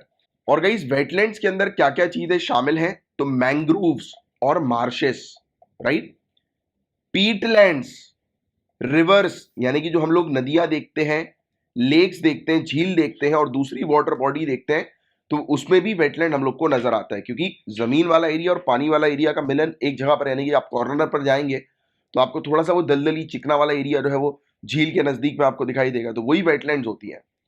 इसके अलावा फ्लड प्लेन्स हम लोग को देखने को मिलते हैं, स्वैम्स हम लोग को देखने को मिलते हैं फॉरेस्टेड एरिया पर, पैडी फील्ड्स पर, जो धान के खेत होते हैं वहां पर भी आपको वेटलैंड नजर आएगा। इवन कोरल रीफ वाला जो एरिया हम लोग को, प्रवाल भित्तियां वाला एरिया जो हम लोग को देखने को मिलता है, वहां पर भी वेटलैंड जो है वो पाए जाते हैं। तो ये पॉइंट बहुत इंपॉर्टेंट है, याद रखिएगा। अच्छा, वेटलैंड जो है गाइस वो क्यों इतने ज्यादा क्रूशियल हम लोग को देखने को मिलते हैं हेल्दी प्लैनेट के लिए, मतलब कि ग्रह के स्वास्थ्य हेतु आर्द्र भूमियों का क्या महत्व है, इसके बारे में हम लोग बात करें गाइस। तो लोगों की जो हेल्थ है, राइट, लोगों की हेल्थ वो हमारे प्लैनेट के ऊपर डिपेंड करती है कि कितना अच्छा हमारा प्लैनेट होगा, और प्लैनेट की जो हेल्थ है वो किसके ऊपर डिपेंड करती है, हेल्दी वेटलैंड्स के ऊपर डिपेंड करती है। तो ये कनेक्शन ध्यान में रखना, क्योंकि आप खुद समझिए, अगर आपके आसपास एनवायरमेंट, जैसे अगर अपन पोल्यूशन का एग्जांपल लें, आप कहीं पर हो और वहां पर बहुत पोल्यूटेड एयर हम लोग को देखने को मिलती है, पोल्यूटेड एनवायरमेंट हम लोग को देखने को मिलता है, तो आपकी तबीयत खराब नहीं हो जाएगी। तो वही सेम चीज कि हमें देखने को मिलता है कि लोग जो है उनकी हेल्थ जो है वो इस प्लैनेट, उसकी कैसी हेल्थ है प्लैनेट की, उसके ऊपर आधारित है। और प्लैनेट जो है वो हेल्दी किस हद तक रहेगा, वो वेटलैंड्स की हेल्थ के ऊपर आधारित होगा। तो ये पॉइंट आप ध्यान में रखना, पीपल, प्लैनेट और वेटलैंड, तो इसका एक कनेक्शन हम लोग को देखने को मिलता है। और 40% पूरे दुनिया भर की जो प्रजाति हैं वो वेटलैंड में रहती हैं और ब्रीड करती हैं, ठीक है। तो ये पॉइंट आप ध्यान में रखिए, काफी इंपॉर्टेंट फैक्ट है ये। और वेटलैंड्स को नर्सरी ऑफ लाइफ भी कहा जाता है, नर्सरीज ऑफ लाइफ, क्योंकि 40% एनिमल्स जो है वो वेटलैंड पर ब्रीड करते हैं, राइट। इसके अलावा वेटलैंड्स को, अभी हमने बात करा नर्सरी फॉर लाइफ तो कहा ही जाता है, इसके अलावा किडनी ऑफ द अर्थ के तौर पर भी वेटलैंड को जाना जाता है, कि पृथ्वी के फेफड़े होते हैं आर्द्र भूमियां यानी कि वेटलैंड, क्योंकि ये हमारे एनवायरमेंट को पल्यूटेंट से क्लीन करने का काम करती है। तो ये बहुत इंपॉर्टेंट फैक्ट है जो ध्यान में रखना। और गाइस, वेटलैंड्स को जलवायु परिवर्तन यानी कि क्लाइमेट चेंज के लिए भी काफी इंपॉर्टेंट, काफी महत्वपूर्ण माना जाता है। क्यों? क्योंकि 30% लैंड बेस्ड कार्बन जो होते हैं उसको स्टोर करने का ये काम करते हैं, कि जमीन पर जो कार्बन का कॉन्सेंट्रेशन हमें देखने को मिलता है, तो 30% उस कार्बन को ये वेटलैंड जो है वो अपने पास स्टोर कर देते हैं। और वेटलैंड जो है डिजास्टर रिस्क को भी मिनिमाइज करते हैं, राइट। डिजास्टर रिस्क, आपदा जोखिम, इसको कम करने का भी काम करते हैं। जैसे कि जब भी तूफान वगैरह आता है तो तूफान की इंटेंसिटी को कम कर देते हैं वेटलैंड्स, राइट। अब मैं आपको रामसर कन्वेंशन समझाता हूं गाइस कि रामसर कन्वेंशन है क्या। तो ये एक इंटरनेशनल एग्रीमेंट है जो कि वेटलैंड्स के कंजर्वेशन को प्रमोट करता है, कि वेटलैंड जो है उनका संरक्षण हो, उसको बढ़ावा देता है ये रामसर कन्वेंशन। ये कन्वेंशन ईरान के अंदर रामसर में अडॉप्ट किया गया था 1971 में, इसलिए इस कन्वेंशन को रामसर कन्वेंशन कहा जाता है। क्वेश्चन ये बनेगा रामसर कन्वेंशन ही क्यों नाम है, तो वो इसलिए क्योंकि रामसर में, यानी कि ईरान के अंदर रामसर में इस एग्रीमेंट को साइन किया गया था 1971, ईयर याद रखना। और ये कन्वेंशन 1975 में लागू हुआ, और ऑलमोस्ट 90% यूनाइटेड नेशन के मेंबर स्टेट्स है, मेंबर कंट्री है, वो इस कन्वेंशन का पार्ट है, रामसर कन्वेंशन का। इसके अलावा ऑफिशियली इस कन्वेंशन को convention on wetlands of international importance का नाम दिया गया है, स्पेशली एज वाटर फोल हैबिटेट। वाटर फोल हैबिटेट थोड़ा सा ध्यान में रखना, ये ऑफिशियल तौर पर इसको कहा जाता है कि जो वेटलैंड्स है वाटर फोल हैबिटेट है, उसके कंजर्वेशन, उसके संरक्षण के लिए ये काफी इंपॉर्टेंट है। गाइस, अब हम लोग बात करेंगे मॉन्ट्रियक्स रिकॉर्ड के बारे में। तो मॉन्ट्रियक्स रिकॉर्ड भी जो है वो रामसर कन्वेंशन के अंडर ही आता है, तो ये वाला पॉइंट ध्यान में रखना। ये क्या है, एक रजिस्टर हम लोग को देखने को मिलता है वेटलैंड साइट्स का, ऐसी वेटलैंड साइट्स जो कि list of wetlands of international importance का हिस्सा है। मतलब आसान और सिंपल शब्दों में, इंटरनेशनली जितने भी इंपॉर्टेंट वेटलैंड्स हैं जिसको कंजर्व करना बहुत ज्यादा जरूरी है, तो ऐसे वेटलैंड जो है वो मॉन्ट्रियक्स रिकॉर्ड के अंदर शामिल होते हैं, कि मतलब इसको इंटरनेशनल लेवल पर हाईलाइट किया जाता है इसके कंजर्वेशन के लिए। ऐसे वेटलैंड्स होते हैं ये कि ह्यूमन इंटरफेरेंस के कारण, जो ह्यूमंस ने जो है वो हस्तक्षेप किए हैं, उसके कारण वो वेटलैंड खराब हो रहा है, या टेक्नोलॉजिकल डेवलपमेंट्स के कारण या पॉल्यूशन के कारण वेटलैंड खराब हो रहा है। तो ऐसे वेटलैंड जो कि बहुत इंपॉर्टेंट होते हैं इकोलॉजिकल कैरेक्टर में बहुत इंपॉर्टेंट होते हैं। ये बायोस्फीयर में एक बहुत इंपॉर्टेंट रोल प्ले करते हैं। स्पीसीज जो होती हैं ऐसे वेटलैंड पर बहुत ज्यादा होती है और ये वेटलैंड खराब हो रहा होता है। तो इस वेटलैंड को कंजर्व करने के लिए इंटरनेशनली ऐसे वेटलैंड्स को हाईलाइट किया जाता है कि इंटरनेशनल लेवल पर अलग अलग कंट्रीज भी अपना योगदान दें, मतलब कि बताएं कि कैसे जो है वो इस वेटलैंड को हम कंजर्व कर सकते हैं। तो उस पॉइंट ऑफ व्यू से इसको इस रिकॉर्ड के अंदर रख दिया जाता है। आसान और सिंपल भाषा में मैं अगर आपको समझाऊं तो आप सिर्फ ये ध्यान में रखो कि ऐसे वेटलैंड जो बहुत इंपॉर्टेंट है इस पूरे बायोस्फीयर के लिए, हमारे एनवायरमेंट के लिए, तो उसको और वो खराब हो रहे हैं तो उसको इस लिस्ट के अंदर शामिल कर दिया जाता है। और रामसर लिस्ट का ही ये पार्ट हम लोग को देखने को मिलता है, मॉन्ट्रियक्स रिकॉर्ड। और गाइस मॉन्ट्रियक्स रिकॉर्ड जो है वो स्टैब्लिश किया गया था conference of the contracting parties जो 1990 में हुई थी उनके रिकमेंडेशन पर स्टैब्लिश किया गया था। और जो भी वेटलैंड्स है कि जिन्हें ऐड करना है या रिमूव करना है इस रिकॉर्ड से, वो तभी जो है वो अप्रूवल उसका माना जाता है जब वो वेटलैंड जिस कंट्री में होता है वो कंट्री अप्रूव करती है। जैसे कि एक एक्स कंट्री के अंदर एक वेटलैंड है, जैसे इंडिया की बात कर लेते हैं, इंडिया के अंदर एक वेटलैंड है, उसको मॉन्ट्रियक्स रिकॉर्ड में ऐड करना है या डिलीट करना है, वो इंडिया ही जो है वो डिसाइड करेगी, सबसे पहले अप्रूव करेगी, राइट। तो ये चीज हम लोग को देखने को मिलती है। और आज की डेट में 2 वेटलैंड्स इंडिया के अंदर है जो कि मॉन्ट्रियक्स रिकॉर्ड का हिस्सा है। बहुत इंपॉर्टेंट है, प्रीलिम्स में डायरेक्ट क्वेश्चन आ सकता है कि बताओ केओलादेव नेशनल पार्क कहां पर है। ये क्वेश्चन डायरेक्ट बनता है कि केओलादेव नेशनल पार्क राष्ट्रीय उद्यान कहां पर है, तो राजस्थान। तो यहीं पर ही हम लोग को वेटलैंड देखने को मिलता है। और लोकटक लेक से रिलेटेड पहले भी क्वेश्चन पूछा जा चुका है, वो कहां पर है, तो मणिपुर में। ये दोनों जो कोयलादेव और लोकटक लेक जो है ना, इन दोनों से रिलेटेड पहले प्रीलिम्स में क्वेश्चन आ चुके हैं। चिलिका लेक से भी क्वेश्चन आ चुका है कि कहां पर है, ओडिशा में। बट आपको बता दें कि चिलिका लेक पहले मॉन्ट्रियक्स रिकॉर्ड का हिस्सा था, बाद में इसको हटा दिया गया, रिमूव कर दिया गया। और गाइस 2 और रामसर साइट जो है वो वर्ल्ड वेटलैंड डे के तौर पर अनाउंस की गई हैं, इसी दिन अनाउंस की गई हैं।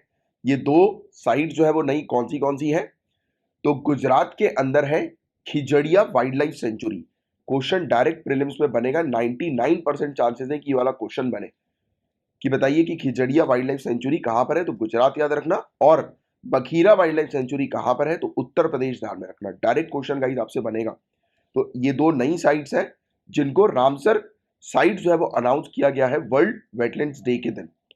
और इंडिया के पास ऐसी 49 साइट्स हैं और ये सबसे ज्यादा है साउथ एशिया में, जो कि फैली हुई है 10,93,636 हेक्टेयर्स के एरिया पर। तो ये था गाइस पूरा ओवरऑल टॉपिक। उम्मीद करता हूँ बहुत अच्छे से ये टॉपिक आपको क्लियरली समझ में आ गया होगा। हमने वेटलैंड्स पढ़ा, वेटलैंड क्या होते हैं, वर्ल्ड वेटलैंड डे के बारे में हमने समझा, मॉन्ट्रियक्स रिकॉर्ड क्या होता है, वेटलैंड की इंपॉर्टेंस क्या होती है, रामसर कन्वेंशन क्या होता है, और इंडिया के अंदर अभी रिसेंटली हम लोग को कौन से जो है वो वेटलैंड्स देखने को मिल रहे हैं, तो वो भी हमने जो है वो समझा, राइट। तो ये था गाइस पूरा ओवरऑल टॉपिक।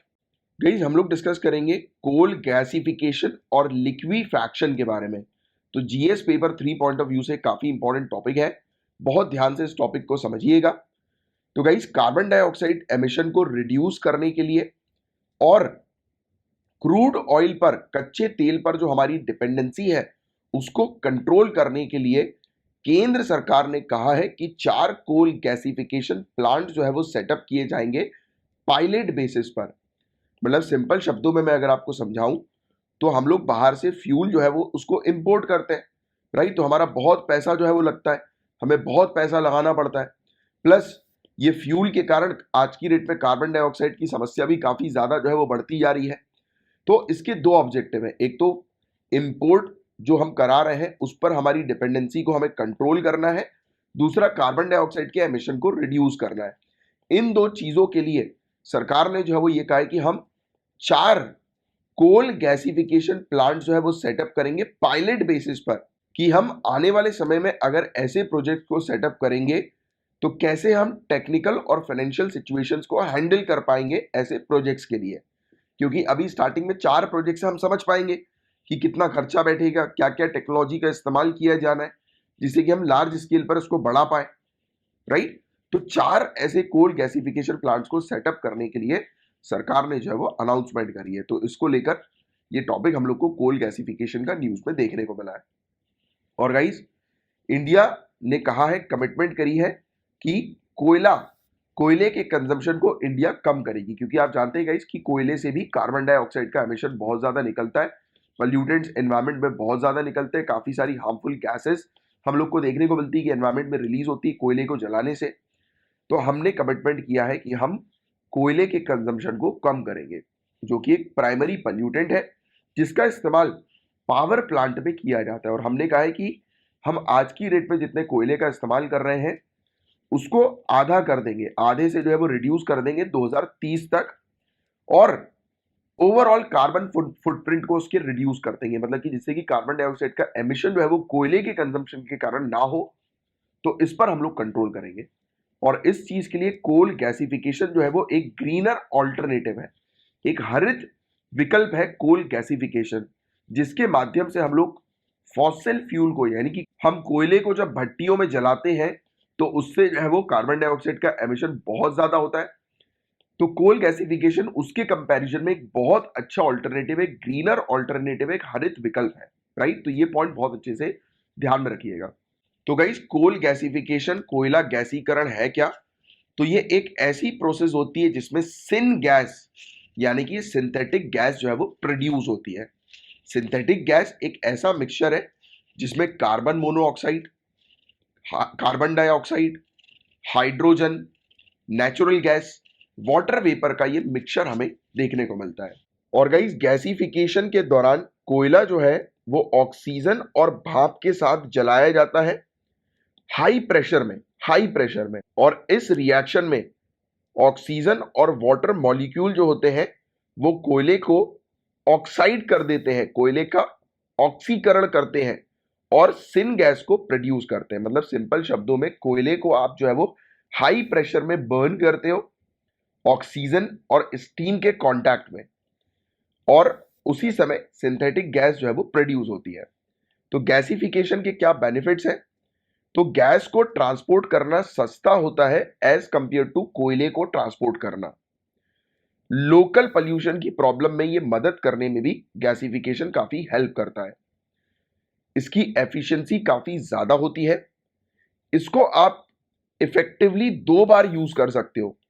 कोल की जो गैस होती है, ये पहली बात तो हमें देखने को मिलता है कि इंप्योरिटीज से क्लीन होती है कोयले की गैस, और इवन टरबाइन, अब देखो गैस रिलीज हो रही है तो मतलब एक प्रकार का प्रेशर आ रहा है गैस के माध्यम से, तो वो क्या करेगा, वो टरबाइन को, चक्के को जो है वो चलाएगा, वो प्रेशर, वो गैस का प्रेशर, और जब चक्का चलेगा तो ऑटोमेटिकली इलेक्ट्रिसिटी जो है वो बर्न होगी। जैसे आपको पता है गाइस, विंड मिल होती है, तो विंड मिल चलती है तो इलेक्ट्रिसिटी नहीं बनती। या अगर हम बात करें हाइड्रो पावर की, तो डैम के बीच में आपको पता होगा वो चक्के जो है वो लगा दिए जाते हैं, टरबाइंस लगा दी जाती है, पानी का फ्लो जैसे ही आता है वो टरबाइन चलती है और इलेक्ट्रिसिटी प्रोड्यूस होती है, जनरेट होती है। तो जब इस प्रोसेस में कोयले को जब बर्न किया जाएगा तो वो जो हीट प्रोड्यूस होगी, वो जो भाप जो है वो प्रोड्यूस होगी, तो कह रहे हैं उस भाप का इस्तेमाल करके हम टरबाइन चलाएंगे। तो इसके 2 फायदे, एक तो कोयले की गैस बनेगी जो कि मतलब हार्मफुल नहीं होगी, और इजिली आप इसको सस्ते में जो है वो ट्रांसपोर्ट कर सकोगे, और इस प्रोसेस के दौरान कंप्लीटली ग्रीन एनर्जी जो है वो जनरेट होगी, वो टरबाइन चल के, है ना। तो ये चीज हम लोग को देखने को मिलेगी।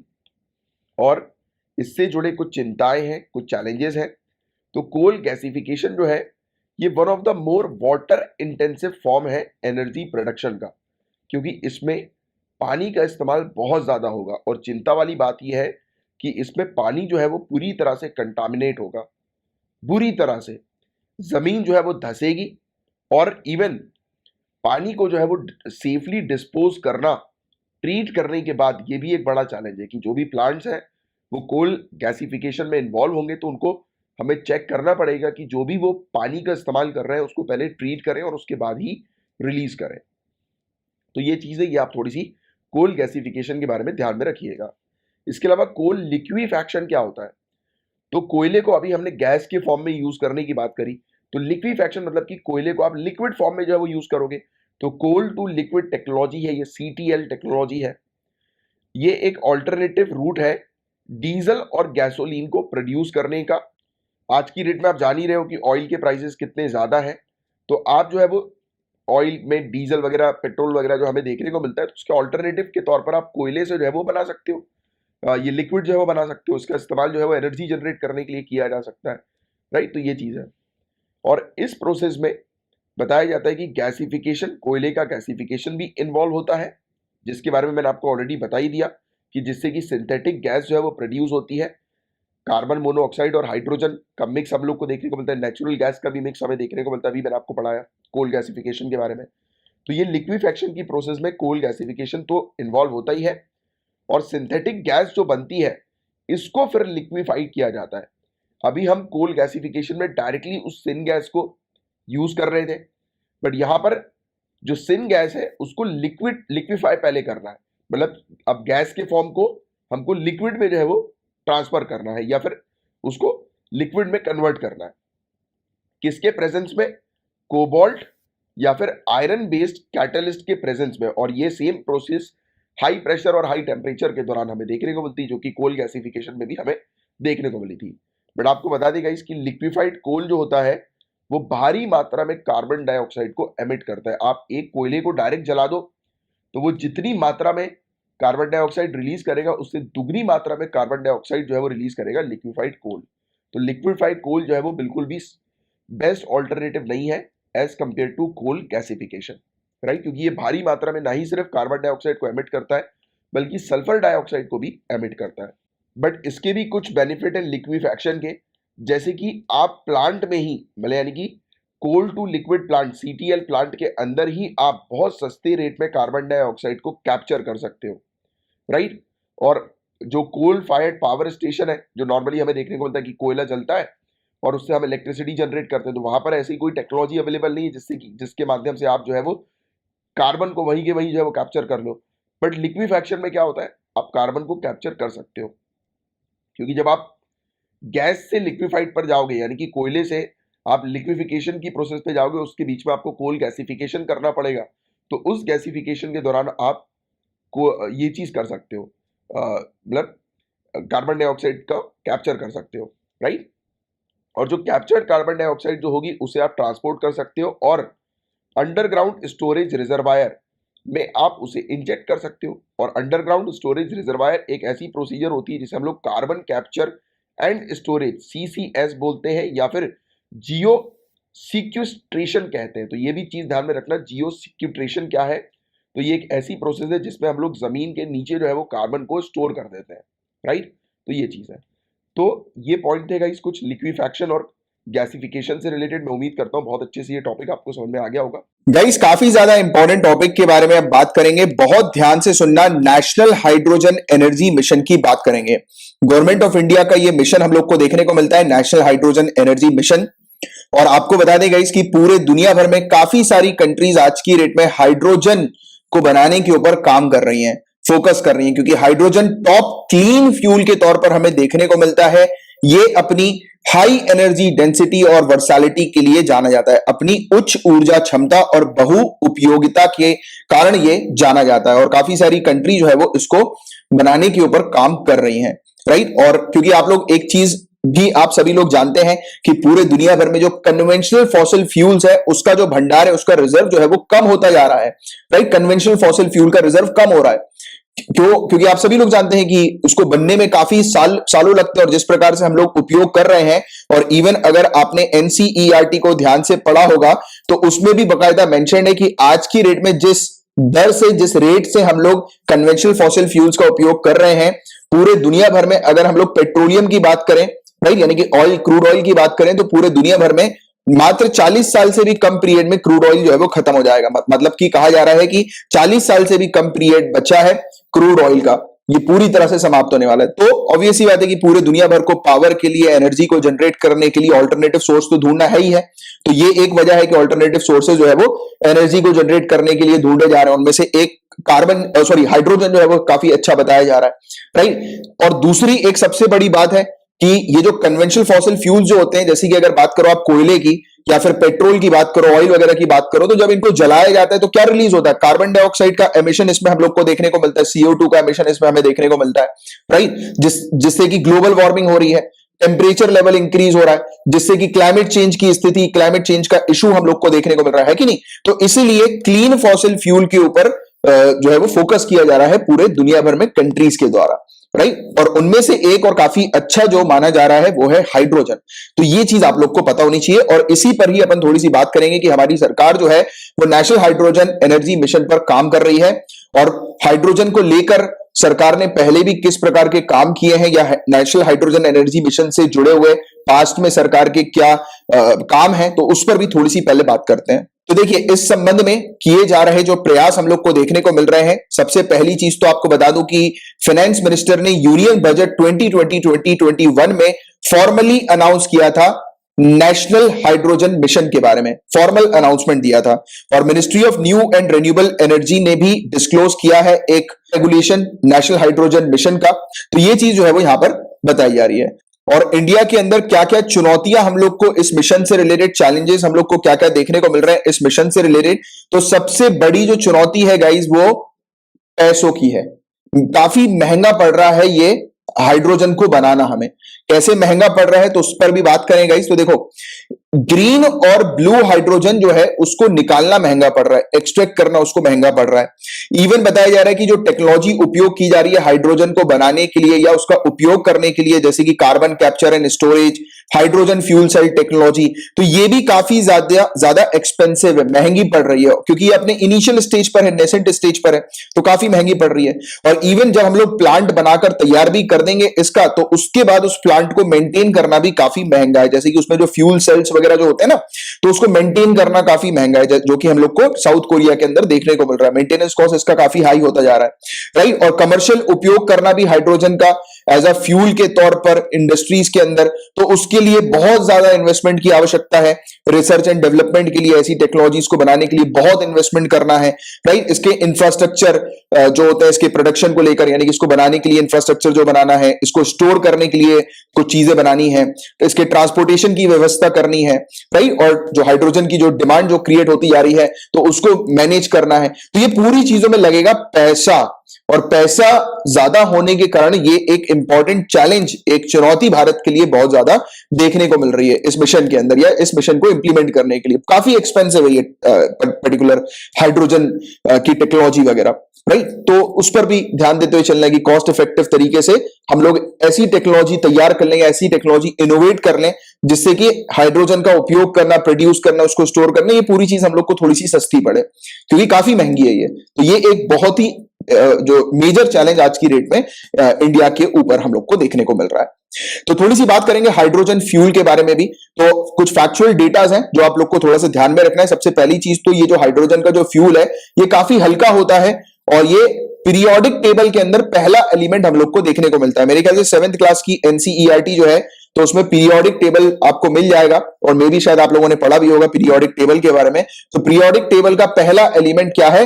हाइड्रोजन, ध्यान में रखना। और सबसे लाइटेस्ट एलिमेंट ये हमें देखने को मिलता है, राइट। और इसके अगर वेट की बात करें हाइड्रोजन की, तो गाइस आपको बता दूं कि हवा का जितना वेट होता है ना, हवा का जितना वेट, उससे भी हल्का होता है हाइड्रोजन। और इसी वजह से ये एटमॉस्फेयर में ऊपर चला जाता है हल्का होने के कारण, क्योंकि हल्की चीज जो है वो ऊपर की तरफ जाती है ना, राइट। लाइट चीज जो होती है वो ऊपर की तरफ राइज कर जाती है, तो हाइड्रोजन ऊपर चले जाता है एटमॉस्फेयर में। तो इसी कारण से ये काफी मुश्किल से जो है वो अपने प्योर फॉर्म में मिल पाता है, और ना के बराबर ही ये अपने प्योर फॉर्म पे मिल पाता है। यानी कि आप सिंपल हाइड्रोजन को इसको ढूंढना, यानी कि सिंपल हाइड्रोजन को ढूंढना मुश्किल है। हाइड्रोजन अगर आपको मिलेगा भी तो वो किसी ना किसी के साथ जुड़ा हुआ मिलेगा, और स्पेशली ऑक्सीजन के साथ जुड़कर ये मिलता है, H2O। H2O आप सभी लोग को पता है H2O के बारे में, क्या है H2O? नीचे कमेंट बॉक्स पे लिख कर बताओ। तो आप सभी लोगों ने बिल्कुल सही लिख दिया इसका जवाब, होपफुली पानी। H2O पानी होता है। तो हाइड्रोजन कहां पर मिलता है? ऑक्सीजन के साथ मिलकर जो है ये पानी बना के मिलता है। तो पानी से इस ऑक्सीजन को हटाकर बनाया जा सकता है हाइड्रोजन को, यानी कि पानी लिया, पानी से ऑक्सीजन को हटाया, फिर जो हाइड्रोजन जो है वो मिल सकता है। तो इस प्रकार का इसकी प्रोसेस हम लोग को देखने को मिलती है, अगर प्योरेस्ट फॉर्म में अगर हाइड्रोजन चाहिए तो, ठीक है। तो ये चीज आपको पता होनी चाहिए। और स्टैंडर्ड टेम्परेचर और प्रेशर की बात करें तो हाइड्रोजन एक nontoxic, non metallic, odourless, tasteless, colourless और हाईली कंबस्टिबल डायएटॉमिक गैस है। हाईली कंबस्टिबल का मतलब बहुत तेजी से इसमें आग जल जाती है, आग पकड़ लेता है। कंबस्टिबल हम लोग को देखने को मिलता है, राइट। और हाइड्रोजन फ्यूल जो है वो जीरो एमिशन फ्यूल हम लोग को देखने को मिलता है, यानी कि अगर इसको ऑक्सीजन के साथ जलाया जाए तो इसमें से कोई भी एमिशन नहीं होता, यानी कि एनवायरमेंट के लिए ये बेस्ट माना जाता है अभी तक, राइट। और इसके अलावा इसका उपयोग किया जा सकता है फ्यूल सेल में या फिर इंटरनल कंबशन इंजन में इसका उपयोग किया जा सकता है। स्पेसक्राफ्ट प्रोपल्शन में भी इसका उपयोग किया गया है, हाइड्रोजन का किया जाता है, राइट। स्पेसक्राफ्ट में, स्पेसक्राफ्ट को ऊपर ले जाने के लिए, स्पेस में ले जाने के लिए हाइड्रोजन का उपयोग किया जाता है। हाईली कंबस्टेबल गैस है ना, ये एकदम से आग पकड़ लेती है। और हाइड्रोजन हम लोग को कहां कहां देखने को मिलता है, तो इसकी अगर हम लोग चर्चा करें तो सबसे पहली चीज तो गाइस पूरे यूनिवर्स में बहुत ज्यादा मात्रा में हाइड्रोजन एलिमेंट हमें देखने को मिलता है। सूरज की बात करें या दूसरे स्टार्स की बात करें तो ये सब जो है वो मेनली हाइड्रोजन से ही बने। आपने पढ़ा होगा प्लैनेट के बारे में कि प्लैनेट वगैरह जो है वो कैसे बने हैं, तो उसमें इनिशियल स्टेज पे हम लोग को स्टार जब बनता है तो इनिशियल स्टेज में हाइड्रोजन से ही ये शुरू होता है बनना, तो हाइड्रोजन का एक मेन रोल होता है इन सबको बनाने के पीछे, राइट। इसके अलावा एस्ट्रोनॉमर्स ने एस्टिमेट लगाया हुआ है कि पूरे यूनिवर्स में जो एटम्स जो मौजूद है उनमें से जो सबसे ज्यादा एटम है, 90% जो एटम्स है वो हाइड्रोजन एटम हमें देखने को मिलते हैं। और हाइड्रोजन एक ऐसा कंपोनेंट है जिसमें काफी ज्यादा कंपाउंड्स हम लोग को देखने को मिलते हैं एज कंपेयर टू दूसरे एलिमेंट्स के मुकाबले, राइट। अन्य तत्व की तुलना में हाइड्रोजन में सबसे ज्यादा हम लोग को कंपाउंड्स देखने को मिलते हैं, राइट। और पानी की बात करेंगे तो पानी में सबसे ज्यादा हम लोग को हाइड्रोजन देखने को मिलता है कि धरती के अंदर जो पानी है वहीं पर ही सबसे ज्यादा हाइड्रोजन है, क्योंकि पानी बनता ही H2O से, अभी थोड़ी देर पहले आपको समझाया था। और मॉलिक्यूलर हाइड्रोजन की बात करें, यानी कि सिंगल हाइड्रोजन की अगर हम लोग बात करें तो इसका मिलना मुश्किल है, ये अवेलेबल नहीं है धरती में, राइट। और इसको अगर बनाना है तो कैसे बनाया जा सकता है, मैंने आपको बताया कि पानी में से ऑक्सीजन को जो है वो निकाल दिया जाए, राइट। और इवन अगर मैं आपसे बात करूं कि और भी कहां पर हाइड्रोजन मिलता है, तो डेड या लाइव या फॉसिलाइज्ड बायोमास में भी मिलता है, यानी कि जो भी लिविंग ऑर्गेनिजम्स वगैरह जो होते हैं उनमें भी हाइड्रोजन जो है वो पाया जाता है। तो ये चीज यहां पर बताई जा रही है। इसको स्टोर करने की बात करें गाइस तो हाइड्रोजन जो है वो स्टोर किया जा सकता है फिजिकली गैस या लिक्विड के फॉर्म में। इसको हम स्टोर करके रख सकते हैं गैस या लिक्विड के फॉर्म में। और स्टोरेज जो हाइड्रोजन का होता है गैस के मामले में, तो उसमें हाई प्रेशर टैंक्स की आवश्यकता होती है, यानी कि अगर गैस के फॉर्म में अगर हाइड्रोजन को स्टोर करना है तो बहुत ही ज्यादा हाई प्रेशर वाला टैंक जो है वो चाहिए रहेगा इसको स्टोर करने के लिए।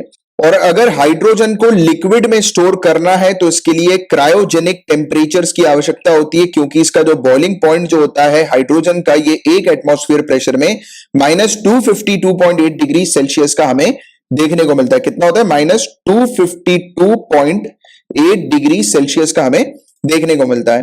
और हाइड्रोजन को अगर सॉलिड के सरफेस पर स्टोर करना है तो ये एड्सॉर्प्शन के थ्रू होता है, और सॉलिड्स के अंदर स्टोर करना है तो एब्जॉर्प्शन के थ्रू पॉसिबल हो पाता है। तो एब्जॉर्प्शन का आपको मतलब पता होगा, एब्जॉर्प्शन का मतलब कोई चीज जो है वो एब्जॉर्ब कर लेती है, उसके अंदर समा लेती है किसी और चीज को। जैसे कि एक आप फोम समझते हो ना, फोम जिससे गाड़ी धोते हैं, फोम वगैरह होता है ना, एक फोम हमें देखने को मिलता है। जैसे कि गद्दी वगैरह जो होती है वो फोम की, कई बार गद्दी हम लोग को देखने को मिलती है, कई बार बेड भी जो होता है वो फोम का होता है, अंदर पिचक नहीं आता फोम। तो फोम जो होता है उसमें अगर आप जो है वो पानी डालेंगे तो फोम क्या करेगा? पानी को एब्जॉर्ब कर लेगा। तो वो क्या होता है? एब्जॉर्प्शन होता है। आप सभी को इसके बारे में पता है। अब एड्सॉर्प्शन क्या होता है? ADSORPTION, adsorption. तो ये क्या होता है? इसमें जो सरफेस होता है, सॉलिड सरफेस, उसके बेसिकली ऊपरी लेयर पर, यानी कि सॉलिड के अंदर नहीं जा रहा, ये सॉलिड एक चीज है तो उसके अंदर नहीं जा रहा, उसके अंदर एब्जॉर्ब नहीं हो रहा है, उसके ऊपर जो है वो चिपक गया है, तो वो होता है एड्सॉर्प्शन। तो हाइड्रोजन को स्टोर किया जा सकता है सॉलिड में, एक तो एड्सॉर्प्शन के थ्रू, यानी कि एक सॉलिड स्ट्रक्चर के ऊपर जो है वो उसको चिपकाया जा सकता है, उसके सरफेस पे चिपकाया जा सकता है, या फिर उसमें एब्जॉर्ब करवाया जा सकता है इसको। तो ये चीज की हम लोग को प्रॉपर्टीज कुछ देखने को मिलती है, जिसके बारे में आप लोग को एक आइडिया होना चाहिए। इसके अलावा गाइस हाइड्रोजन का जो पोटेंशियल, इसकी जो क्षमता हम लोग को देखने को मिलती है ग्रीन हाउस गैस एमिशन को रिड्यूस करने की, उसकी बात करें तो इसमें सिर्फ जो बाय प्रोडक्ट जो निकलता है ना, इसमें जो एमिशन निकलता है, जैसे कि हम लोग जब पेट्रोल को, कोयला को जलाते हैं तो उसमें से कार्बन डाइऑक्साइड का एमिशन निकलता है, और भी काफी सारी हार्मफुल गैसेस जो है वो एमिट होती है एनवायरमेंट में। तो इसमें जो एमिशन होता है, इसका जो सिर्फ इकलौता बाय प्रोडक्ट हम लोग को देखने को मिलता है वो क्या होता है? पानी, वो वाटर हम लोग को देखने को मिलता है, राइट। क्योंकि हाइड्रोजन जो है वो ऑक्सीजन के साथ कनेक्ट हो जाता है कंबस्ट करते समय, जलते समय, और फिर वो पानी जो है वो छोड़ देता है, राइट। तो इसका एक लौता जो मतलब जो बाय प्रोडक्ट है, एमिशन जो है वो पानी, वाटर हम लोग को देखने को मिलता है, राइट। तो ये चीज है, और इससे ये पूरी तरह से 100% जो फ्यूल है ये क्लीन कहलाता है, यानी कि किसी भी प्रकार से एनवायरमेंट को ये डैमेज नहीं करता, इसलिए ये टॉप क्लीन फ्यूल के तौर पर भी जाना जाता है, राइट। और हाइड्रोजन कंसिडर किया जाता है एज अ ऑल्टरनेटिव फ्यूल के तौर पर, इसके बारे में मैं आपको ऑलरेडी बता ही चुका हूं। और इसमें बताया जा रहा है कि अगर हाइड्रोजन फ्यूल सेल को इलेक्ट्रिक मोटर के साथ हम लोग मिला दें, लगा दें या फिर उसको फिक्स कर दें, तो ये 2 से 3 गुना ज्यादा एफिशिएंट माना जाता है इंटरनल कंबशन इंजन के मुकाबले, जो कि गैसोलीन पे चलता है, यानी कि पेट्रोल डीजल पे जो इंजन चलते हैं ना, उसके मुकाबले 2 से 3 गुना ज्यादा ये बेटर है। और देखो एनवायरमेंट पर्सपेक्टिव से तो ये बेटर है, क्योंकि ये जो है वो एनवायरमेंट को डैमेज नहीं करता है, राइट। इसमें जो एमिशन जो होता है वो मात्र पानी का हम लोग को देखने को मिलता है, वाटर का हम लोग को देखने को मिलता है।